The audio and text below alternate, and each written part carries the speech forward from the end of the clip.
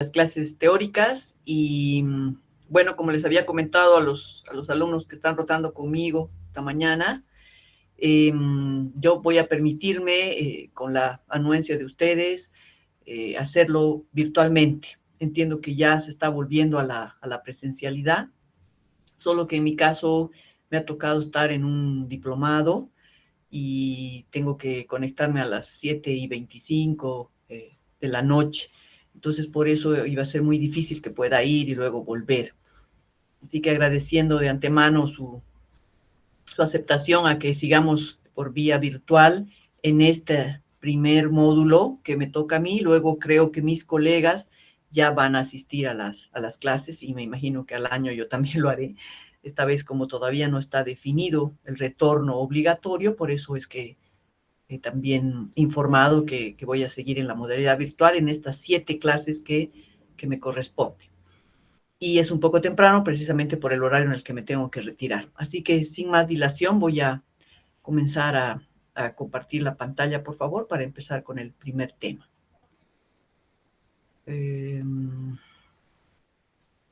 Solo que no la estoy viendo. A ver, una ventana. Ahora sí.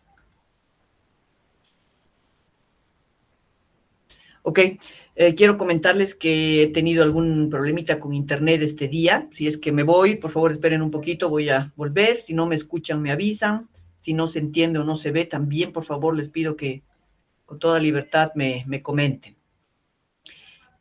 Aquí está el temario que voy a abordar en esta primera parte del módulo de nefrología en 7 clases del 24 de julio al martes 1 de agosto.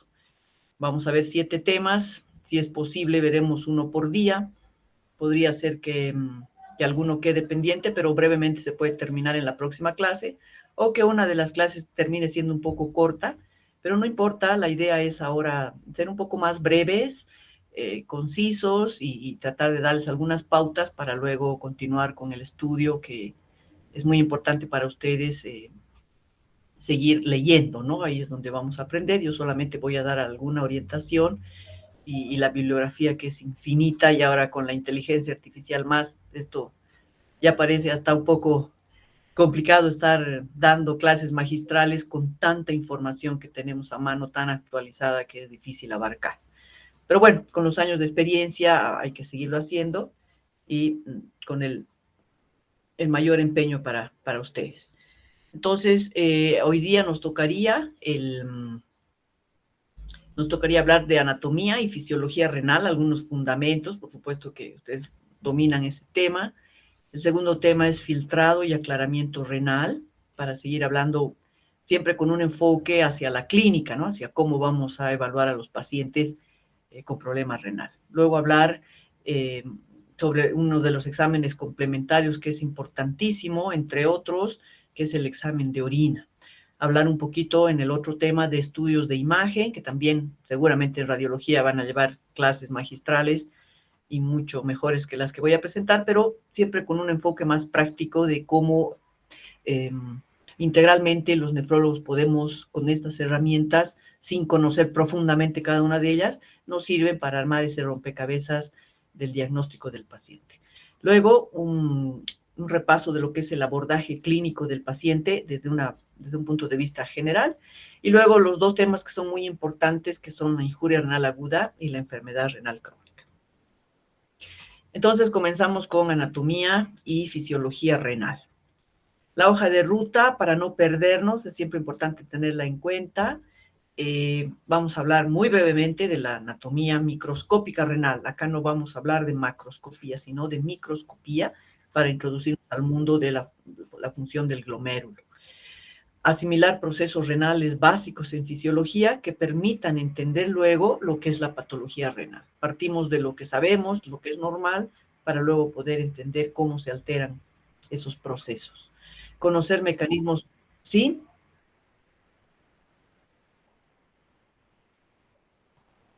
No, para nada. Están viendo la hoja de ruta, la ven, ¿verdad? Estoy en hoja de ruta. Y ahora, acá. Anatomía renal se ve. Ya. Qué pena que no pueda magnificar.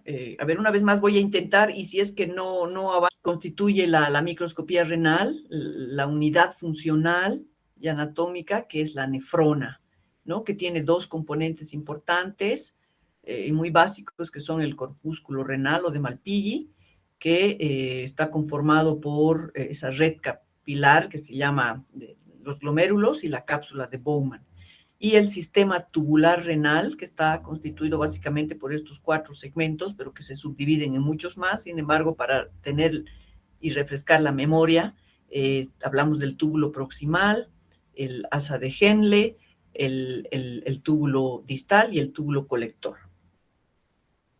¿Pasa ahora o no pasa? Ya.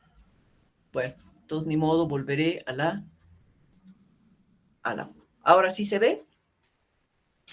Muy bien, entonces este es un corte coronal de lo que estábamos hablando de los túbulos y los glomérulos, para un poco ubicarlos en la macroanatomía, ¿no? Donde sabemos que los glomérulos principalmente están ubicados en la corteza renal, y los túbulos más bien se ubican en la médula, ¿no? Que puede ser una médula muy próxima a la corteza o más profunda, que es la médula interna.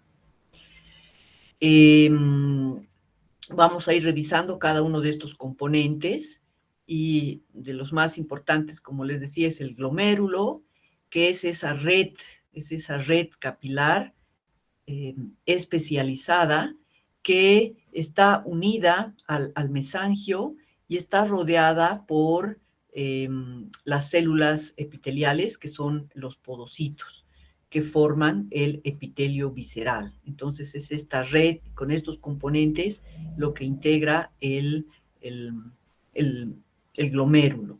Esta membrana esta membrana que está cubriendo a los glomérulos, a la altura del polo vascular, que es donde ingresan las arterias aferente y eferente, se refleja y forma el epitelio parietal o la capa parietal de la cápsula de Bowman, ¿no? Entonces, este epitelio parietal luego se une y ya forma parte de lo que van a ser los túbulos proximales. Así que tenemos acá el glomérulo con el mesangio y con este epitelio que tiene un componente visceral al cubrir a los glomérulos y que luego se refleja y a nivel del polo y constituye la capa parietal, que luego va a formar parte de los túbulos.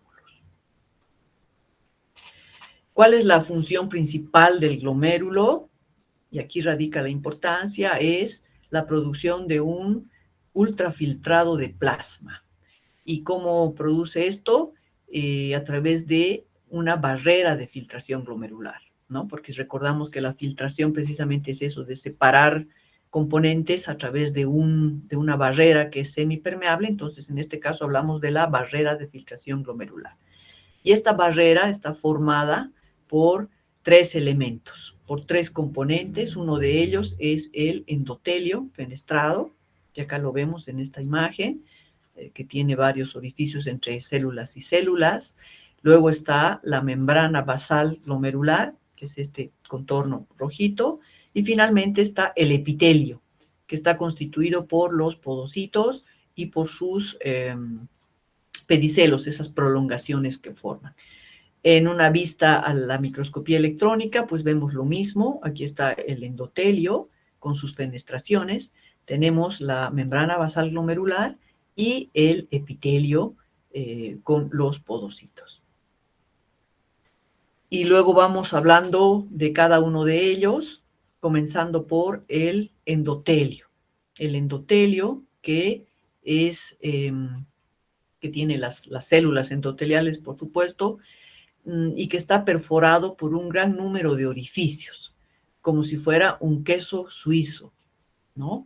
Ese es un parangón que se hace. Tiene poros de este diámetro de 70 a 100 que permite el paso de ciertas sustancias y de otras no. Entonces, principalmente las que retiene este endotelio, que es la primera capa de la barrera de filtración, son los eritrocitos, los componentes formes de la sangre, leucocitos y plaquetas. Luego tenemos la membrana basal glomerular, que es esta malla acelular, que es similar a un gel de glicoproteínas y proteoglicanos con estructura de una esponja de cocina. Entonces, para irnos acordando, es interesante la comparación que se hace. Tenemos en la membrana un queso suizo, tenemos una esponja con la que podemos lavar los utensilios. ¿Por qué? Porque tiene estas tres capas, una estructura trilaminar, donde tenemos la lámina densa, que está delimitada por otras dos capas menos densas, que son la interna y la externa. Esto está formado por colágeno con diferentes denominaciones, por estructura como la laminina y el heparansulfato. Entonces acá la barrera se sigue conformando, pero además añadiendo un tema de carga, ¿no? De carga negativa que va a repeler las proteínas que quisieran pasar por acá. Entonces acá tenemos un poco tamaño de poros, acá tenemos la carga, y finalmente vienen los podocitos, ¿no? Que son, yo creería que muy importantes. Todo es importante en nuestro organismo, pero los podocitos tienen un rol fundamental en la fisiología y después en la patología. Son estas células epiteliales viscerales que son muy grandes, las más grandes del glomérulo, y que comienzan de esta manera, de un aspecto columnar, y luego van creciendo y desarrollando digitaciones en una estructura similar a la del pulpo. Y luego se van separando estas digitaciones, pero permanecen unidas por las interdigitaciones o pedicelos. Entonces, ¿qué podemos decir? Que esta barrera de los podocitos no solo que tiene un aspecto de pulpo, hemos ya pasado por el queso suizo, la esponja, y ahora estamos con los podocitos con apariencia de pulpo, pero que además entre sus pedicelos dejan una hendidura. Es una estructura, es una ultraestructura que está formada por una serie de proteínas como estas, que son la podocina, la nefrina y todas estas que se disponen a manera de una escalera en miniatura, donde también se generan fenómenos de filtración muy exquisitos que son importantes para el cumplimiento de la función de los glomérulos. Y si vemos los podocitos ya en el cuerpo mismo también, podemos decir que están conformados por una estructura contráctil de actina, que lo que hace es permitirles retraerse o movilizarse para adecuarse a los requerimientos de filtración. Estos podocitos se anclan a la membrana basal glomerular subyacente a través de estas proteínas, de estos complejos proteicos, y es aquí donde también se generan muchas enfermedades cuando hay alteraciones en estas estructuras de anclaje.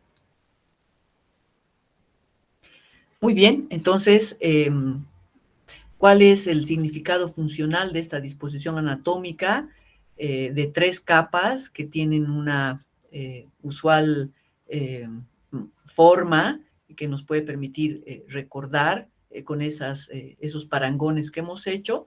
Pero lo más importante, más allá de lo jocoso que puede resultar esas comparaciones que se hacen, es que esta barrera de filtración lo que hace es permitir precisamente el paso de grandes volúmenes de plasma desde los capilares hacia el espacio de Bowman, restringiendo el paso de algunos de sus componentes como las proteínas y elementos formes de la sangre.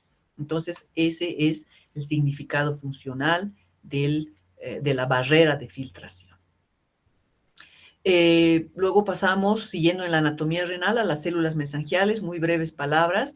diciendo que están entre las asas de capilares glomerulares, que ya los hemos visto a los capilares glomerulares, y funcionan como una especie de macrófagos que remueven el material atrapado por la membrana basal.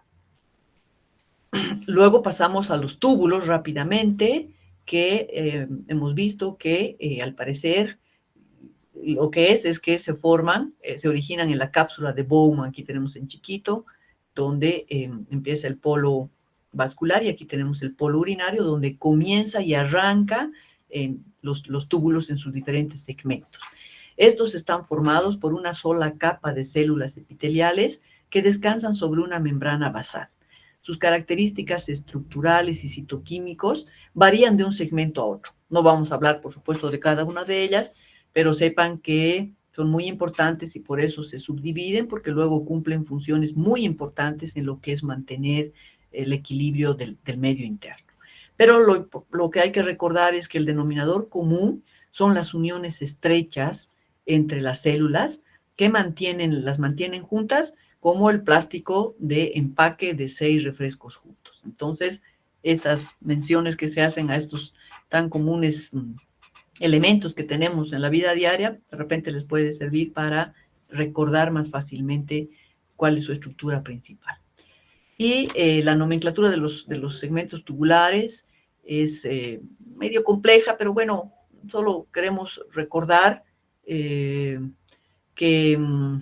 el túbulo contorneado, el túbulo proximal, aquí están las 4 definiciones, los 4 segmentos que hemos visto, pero que se subdividen como acá se nota, ¿no? El túbulo proximal, empezamos acá, que tiene una parte contorneada y tiene una parte recta. Luego viene el asa de Henle, que es muy importante, con los componentes que ustedes bien conocen, la rama descendente delgada, la rama ascendente delgada, la rama ascendente gruesa, y importante tal vez mencionar que en esta rama ascendente gruesa está comprendida la mácula densa, ¿no? Que va a formar parte del aparato yuxtaglomerular y que entra en contacto con el glomérulo a nivel del polo vascular. Luego viene el túbulo contorneado distal, que aquí está medio solitario, seguido de los túbulos colectores, que tienen varias porciones y que tienen que ver también con su ubicación dentro de ella, sea de la corteza, y de la médula externa o de la médula interna. Y vamos viendo la irrigación de la corteza, que también es importante, que depende enteramente en buena parte, la mayor parte de la arteria renal, que nace de la aorta. Esta arteria renal se ramifica en varias ramas segmentarias, después vienen las ramas interlobulares, las arterias arcuatas, de las cuales salen las interlobulares y de las cuales nacen las que más nos interesan, que son las arteriolas aferentes y eferentes. Otro detalle muy interesante que hay que tenerlo en cuenta también cuando vayan a ver patología glomerular, patología tubular, es que el sistema de irrigación de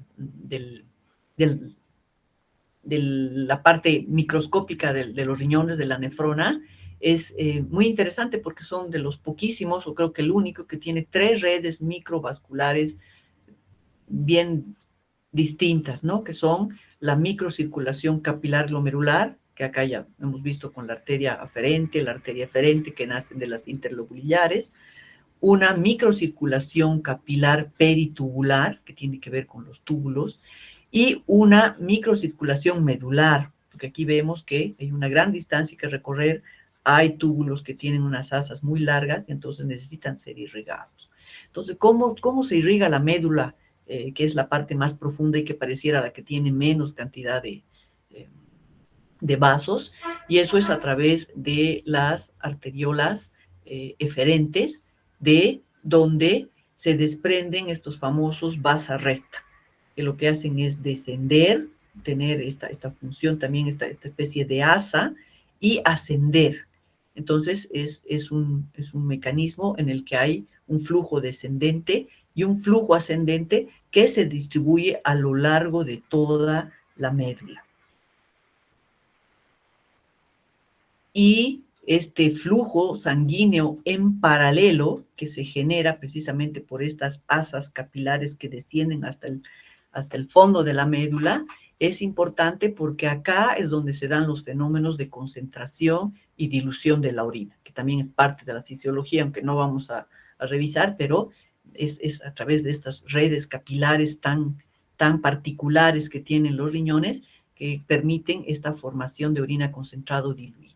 Y además, otro detalle interesante es que los vasa recta no solo se relacionan con el flujo sanguíneo, sino que también participan en el intercambio de agua y solutos entre el plasma y el intersticio. Por supuesto, gracias a este intercambio es el que se permite desarrollar ya sea una orina concentrada o una orina diluida y con esto mantener y regular el entorno hemodinámico. Y acá decimos unas palabritas nada más del aparato yuxtaglomerular para recordarlo, que habíamos comentado está ubicado en el polo vascular del glomérulo y tiene dos componentes, un componente vascular y un componente tubular. Este componente vascular que está formado por, se encuentra al final de las arteriolas tanto aferentes como eferentes, con células especializadas, y el componente tubular, que es precisamente la mácula densa, que es esa parte de la rama ascendente gruesa que habíamos visto que entra en contacto. Entonces, todo esto constituye el aparato yuxtaglomerular, que es súper importante porque participa en la regulación de la resistencia arterial, glomerular y de la filtración glomerular. Cumple un rol importantísimo.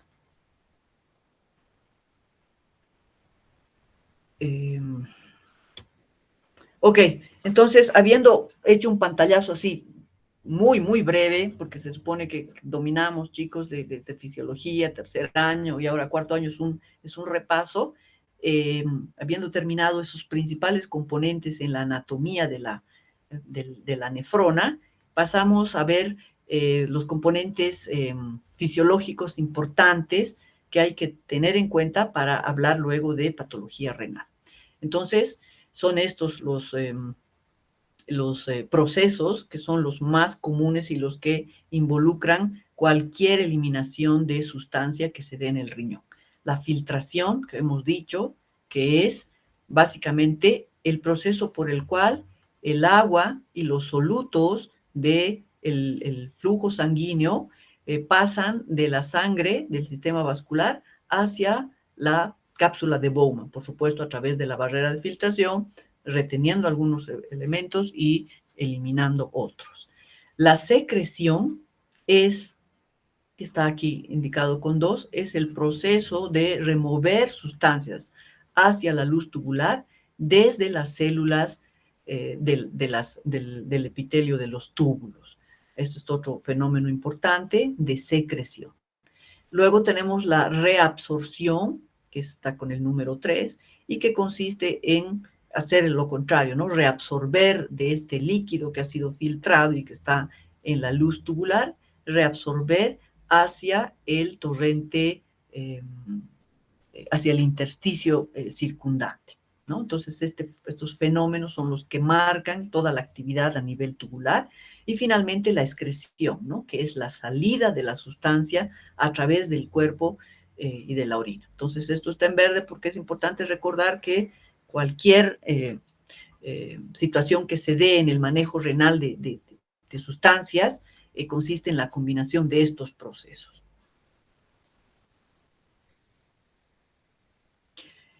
Y bueno, ¿para qué nos sirve tener en cuenta esto? Que para poder un poco entender o recordar cómo es el circuito de la formación de orina, ¿no? Que es realmente un milagro ver cómo entra la sangre por el glomérulo y termina siendo orina. Entonces, este circuito comienza precisamente con la formación del filtrado glomerular a través de esa interesante barrera que hemos visto, y luego por los procesos básicos que hemos comentado de reabsorción y secreción a nivel tubular, se forma la orina, que es la que permite la excreción de desechos en ese líquido que de plasma pasa a ser orina por su diferente composición. Y esto era para poner un poco en letras lo que hemos visto en esa imagen. La sangre entra a la nefrona por el glomérulo, ya lo hemos visto. Pasa al espacio de Bowman y este es el fenómeno que se llama filtración glomerular, porque hay una barrera de por medio que va a hacer una selección de sustancias. ¿Cuáles son las características del filtrado? Entonces, ¿cómo diferenciamos? ¿Realmente es el filtrado igual a la orina? Pues ya sabemos que no, porque el filtrado contiene todas las sustancias presentes en el plasma, excepto proteínas y elementos formes de la sangre, que ya hemos dicho que el queso suizo y la esponjita se ocupan de impedir que estos elementos pasen. En cambio, la orina, ¿qué es? La orina es diferente al filtrado glomerular debido a modificaciones en su composición al pasar por los túbulos, por estos procesos que hemos dicho que son importantes de secreción y de reabsorción. Y bueno, es tomado de un video que me pareció súper interesante, no lo he puesto para no perder mucho tiempo, pero reúne, ¿no?, los momentos más importantes que se ven muy bonitos en ese video, que se los recomiendo, donde el plasma entra en el capilar glomerular y en este momento se produce la filtración con el paso del plasma y de algunos componentes hacia el espacio de Bowman, que luego va a integrarse dentro de los túbulos, y luego, por supuesto, hace su trayecto por los túbulos para luego excretar los elementos de desecho a través de la orina. Y bueno, ahora que ya hemos visto esto de una manera gráfica, vamos a recordar algunos parámetros que son importantes para tener en cuenta a la hora de hablar de compromiso de la función renal. Y uno de los parámetros que lo hemos estado comentando hasta el cansancio ahora en estas primeras diapositivas son precisamente la tasa de filtrado glomerular. Hemos hablado de esa barrera de filtración y esa barrera de filtración lo que permite es la tasa del filtrado glomerular. ¿Y qué es la tasa del filtrado glomerular? Es nada más el volumen de plasma filtrado por unidad de tiempo. Y esto es siempre asombroso, aunque ya lo hemos visto varias veces, que en un adulto joven esa tasa de filtrado glomerular es igual a 180 litros por día. Y si hacemos un desglose con divisiones, entonces sabemos que el filtrado glomerular normal es 125 mililitros por minuto. ¿Eso qué quiere decir? Para seguir sorprendiéndonos un poco, que si recordamos que el volumen del plasma es de 3 litros, entonces este filtrado, este plasma es filtrado 60 veces al día por los riñones. Entonces es increíble el flujo que tienen los riñones todos los días. ¿Y por qué es tan importante? Porque de esa manera podemos excretar de manera eficiente los productos de desecho y regular el medio interno con gran precisión. Otro parámetro que hay que recordar, que todo nos va a ayudar a entender lo importante que es esa filtración glomerular a través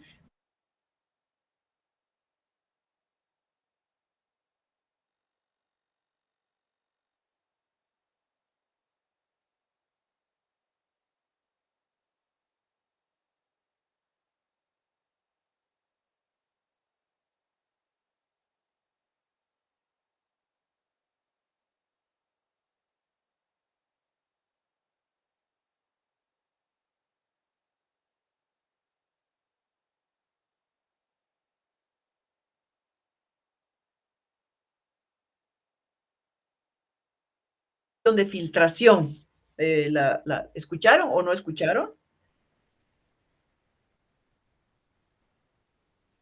Ya, entonces, resumiendo, porque ya si han pasado 2 minutos es harto, estamos hablando de estos parámetros que nos ayudan a entender lo importante que es el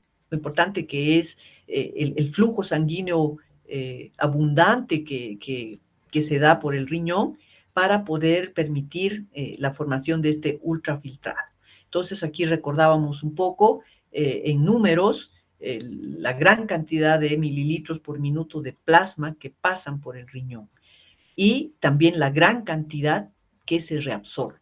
Entonces, esta relación que tiene que ver con la tasa de filtrado glomerular y la fracción de filtración, que viene de dividir estas cantidades que hemos establecido, nos da una tasa de filtración de 0.2. Y esta tasa de filtración lo que está relacionado es con proporcionarnos información acerca del manejo renal de una sustancia determinada. En este caso, la capacidad que tienen los riñones para filtrar grandes cantidades de plasma y además eliminar eficientemente los productos de desecho. Y ya para ir terminando, otro de estos parámetros que es importante comentar es el flujo sanguíneo, ¿no? Porque ya se ha visto que es un determinante importante para el filtrado glomerular. Y si recordamos esta ecuación básica, para luego poder ver los componentes que determinan el filtrado, en cualquier flujo sanguíneo, en cualquier órgano, el flujo sanguíneo está determinado por esta fórmula, ¿no? Que es el flujo por delta P sobre resistencia, donde Q es el flujo sanguíneo renal, delta P es la presión que existe en la arteriola aferente y en la vena eferente, y resistencia es el radio del vaso, ¿no? Dependiendo de si está dilatado o no. Acá hay que tener en cuenta que la resistencia de las arteriolas aferentes y eferentes es similar y representa la mayor parte de la resistencia vascular renal total. Entonces, hay una relación íntima entre lo que es el flujo sanguíneo renal y la presión promedio en estas arteriolas aferente y eferente. Un cambio en estas resistencias de arteriola aferente o eferente, sin importar si se produce en una o en otra, produce el mismo efecto en el flujo sanguíneo renal, como vamos a ver ahora. Entonces, aquí hay una relación íntima entre lo que es flujo sanguíneo y resistencia en las arteriolas aferente y eferente. Y esto nos lleva, era importante hablar de esto para poder acordarnos de lo que son los determinantes de la filtración glomerular. Entonces, acá tenemos que acordarnos que la tasa de filtración glomerular en cualquier capilar del cuerpo, incluyendo el glomérulo, está determinada por estas tres variables: la permeabilidad hidráulica de los capilares, la superficie y la presión de filtración. Dado que es muy importante, muy difícil estimar la superficie de un lecho capilar, entonces contamos con este parámetro que es el coeficiente de filtración, que denota el producto de estas dos variables, permeabilidad por superficie. Entonces, estas dos variables son reemplazadas por este parámetro que es el coeficiente de filtración. Entonces, la tasa de filtrado glomerular resulta de el producto del coeficiente de filtración por la presión de filtración neta. ¿Pero qué es la presión de filtración neta?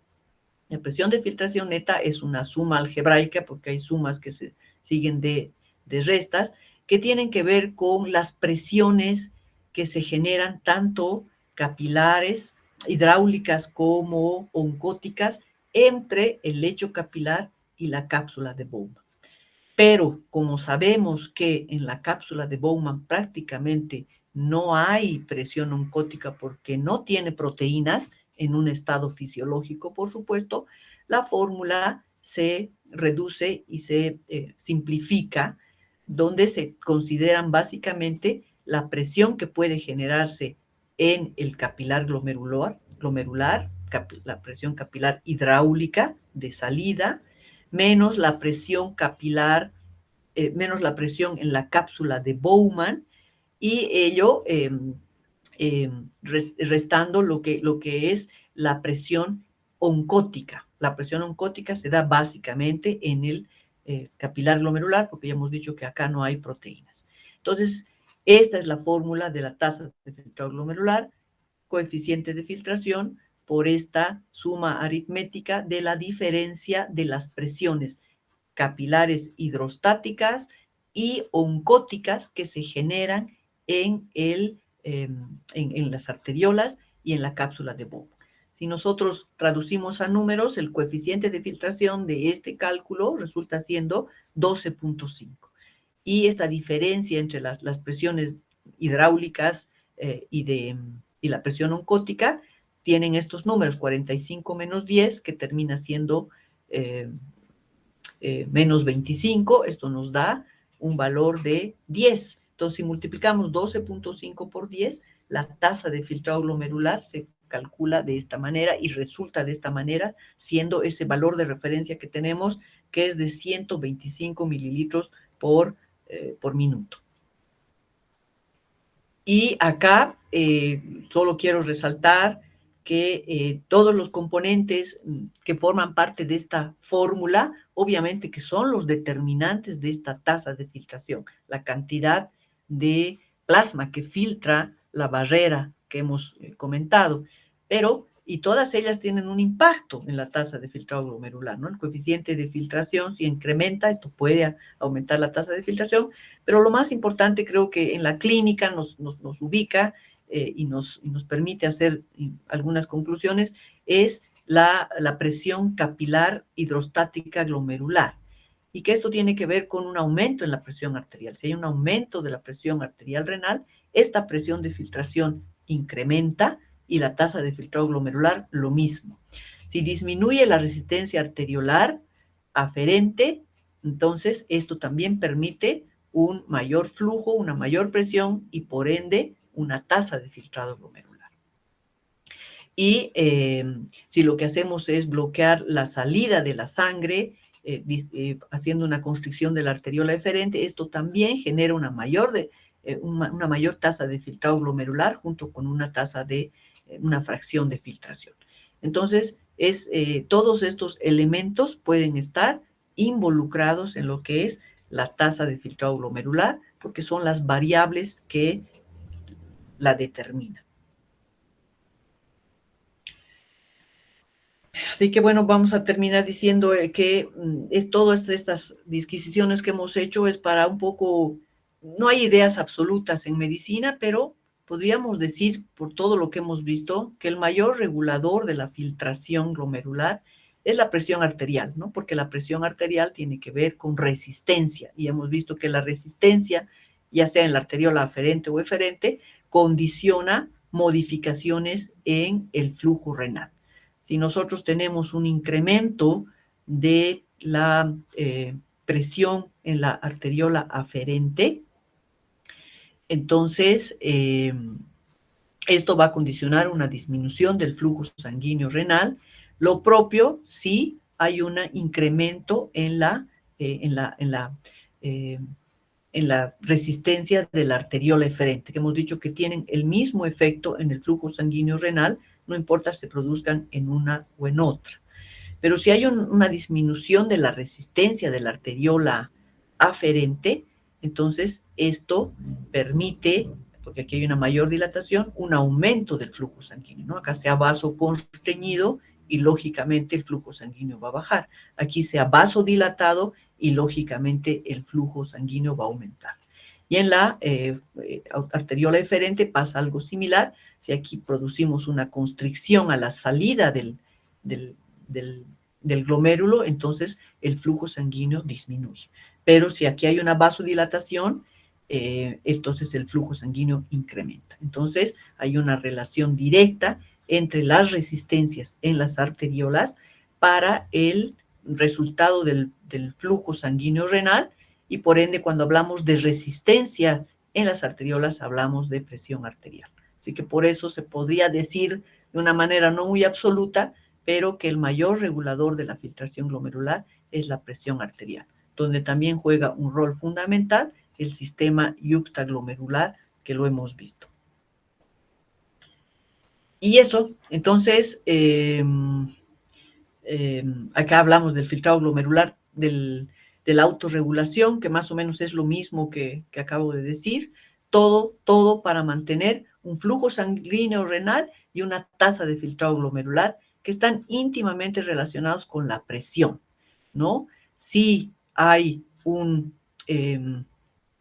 incremento, ¿no? Hay algún problema en la presión arterial, inmediatamente se activan estos, estos mecanismos autorreguladores para mantener la presión, ni que reduzca ni que se eleve demasiado. Conocemos el reflejo miogénico, que inmediatamente cuando hay un incremento de la presión, se contrae la arteriola aferente para disminuir esa presión. Claro que va a disminuir el flujo sanguíneo, pero también disminuye la presión, que puede generar daño.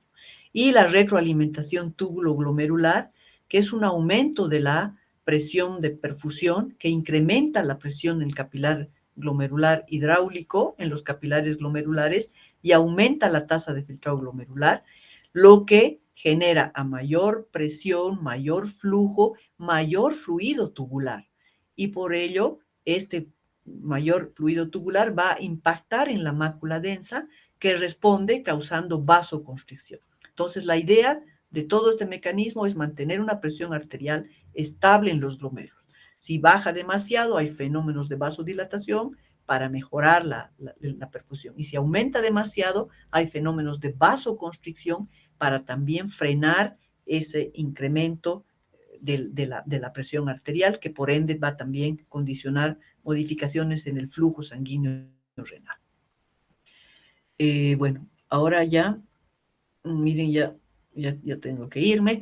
Entonces aquí solamente quería mostrarles lo del transporte tubular. Hemos visto cómo funciona el glomérulo, cómo está muy íntimamente relacionado con el filtrado glomerular. El filtrado glomerular está relacionado con el flujo sanguíneo, con el volumen de plasma que circula y por la resistencia en las arteriolas.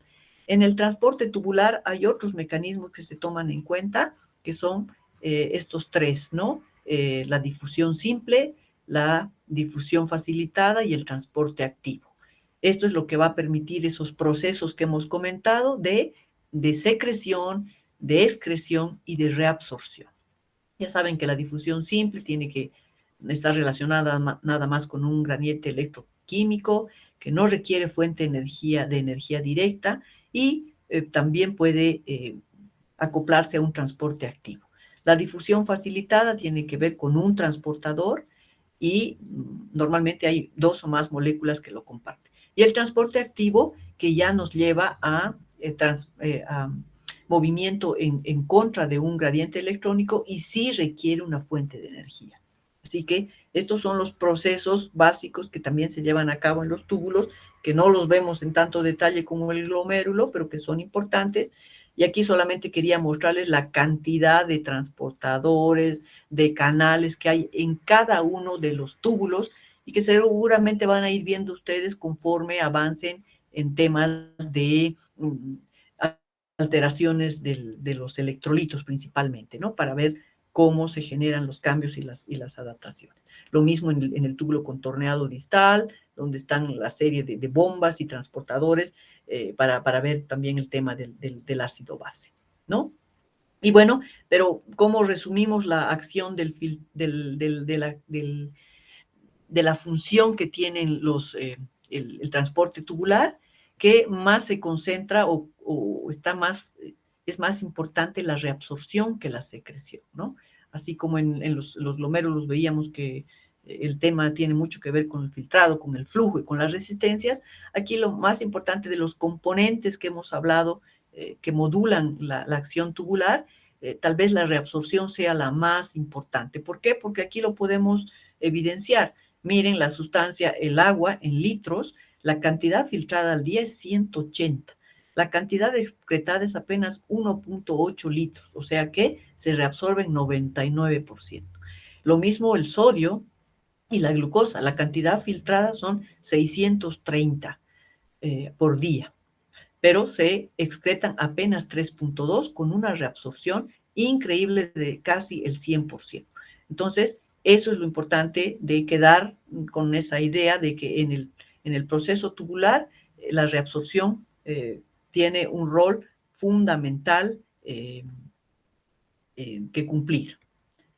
Y bueno, finalizamos con esto de los puntos clave que espero, yo sé que no han repasado últimamente la fisiología, pero que estos datitos les den algunos bases para volver a leer un poco el libro y recordar estas cosas, ¿no? Cada unidad funcional renal consta de un componente de filtración, que es el glomérulo, filtración, glomérulo, y un componente de transporte, que es el sistema tubular. Y aquí tenemos que hablar de reabsorción y de secreción. El flujo sanguíneo a los riñones representa una gran cantidad del gasto cardíaco, hasta un 20%, y que en comparación con su tamaño es pues increíble la cantidad de sangre que recibe las dos habichuelitas, pero porque tienen esta función importante de la filtración. El elevado flujo sanguíneo es fundamental para el proceso de formación de orina. Entonces, todo está relacionado, todo tiene una razón de ser. Los riñones necesitan mucho flujo porque solo así pueden eliminar de manera adecuada los desechos a través de la formación de orina. Y esto permite que los riñones tengan una de las funciones principales, que es regular la excreción de sustancias a un ritmo que en promedio equilibra exactamente su entrada en el cuerpo y por lo tanto mantiene el equilibrio homeostático total del cuerpo. Todo el tiempo estamos ingiriendo cosas, se están generando procesos en nuestro interior que luego, por supuesto, van a determinar la formación de sustancias de desecho que el riñón junto, bueno, con el hígado también, pero son los encargados de eliminar, y por eso el riñón, para cumplir esa misión, necesita esa barrera de filtración, que es de lo más interesante, y requiere un elevado flujo sanguíneo para cumplirla con eficiencia. Entonces, eso es, chicos. No sé si rápidamente tienen alguna pregunta, porque ya me tengo que ir, porque ya es la hora, pero espero que se haya entendido y bueno, tienen un minutito si quieren para hacerme alguna consulta antes de que nos despidamos.